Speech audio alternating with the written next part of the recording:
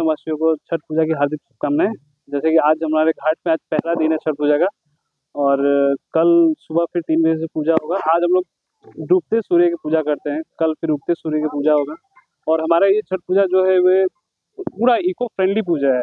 यहाँ हम लोग पूरा इको फ्रेंडली मतलब जैसे आप प्रसाद भी हो गया, फल फूल ही होता है, हम लोग सामान भी लाते हैं तो टोकरी भी लाते हैं जो बांस का बना हुआ रहता है। तो ये मतलब समाज के लिए बहुत ही मतलब एक क्या बोले एक आइडियोलॉजी है, मतलब एक पूजा है। सूर्य का पूजा आज हम लोग हर हिंदू के लिए घर में हम लोग सूरज को पूजा करते हैं, जो कि आज हम लोग देख सकते हैं, ऐसा देवता है जो इसके हम लोग देख सकते हैं सामने, उसका पूजा करते हैं, गंगा माँ का पूजा करते हैं।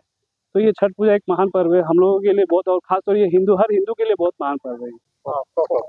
नमस्कार सबके जनाइছোঁ।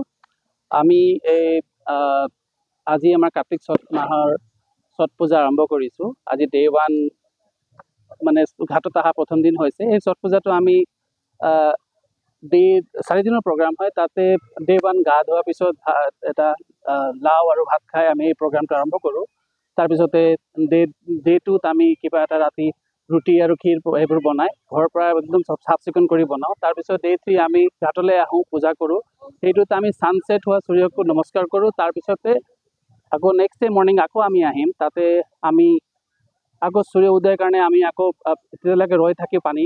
তাৰপিছতে যেতিয়া সূৰ্য উদয়টো হয় তেতিয়ালৈকে আমাৰ নিজৰ যিটো নিয়মতে আমি কৰোঁ সেই সূৰ্যক নমস্কাৰ জনাই আমি নিজে। তাৰপিছতে যিবোৰ মানুহে ডিভটি আছে তেওঁলোকে 4 দিনৰ কাৰণে পানী নোখোৱাকৈ থাকে আৰু যেতিয়া ডে 4 যেতিয়ালৈকে সূৰ্য অৰ্ঘ্যটো দিয়ে তেতিয়া পিছত পানী খায় আৰু প্ৰসাদটো গ্ৰহণ কৰে। সেইটো হিচাপতে আমাৰ এটা হিন্দু কালচাৰত মানিব গ'লে চবতকৈ লাষ্ট সেইটো এটা ফেষ্টিভেল হয়। ইয়াৰ পিছত আকৌ আমাৰ আহিব মাঘ বিহু, তাক আমি মকৰ সংক্ৰান্তি কওঁ। তাৰপিছতে আৰু গোটেই ফেষ্টিভেল আগবাঢ়ি থাকে।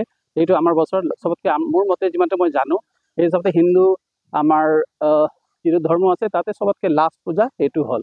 তো এইটো আমাৰ কাৰ্তিক মাহতে হয়। সদায় দেৱালী 6 দিন পিছতে সেইটো পাতিব মানে আহোঁ।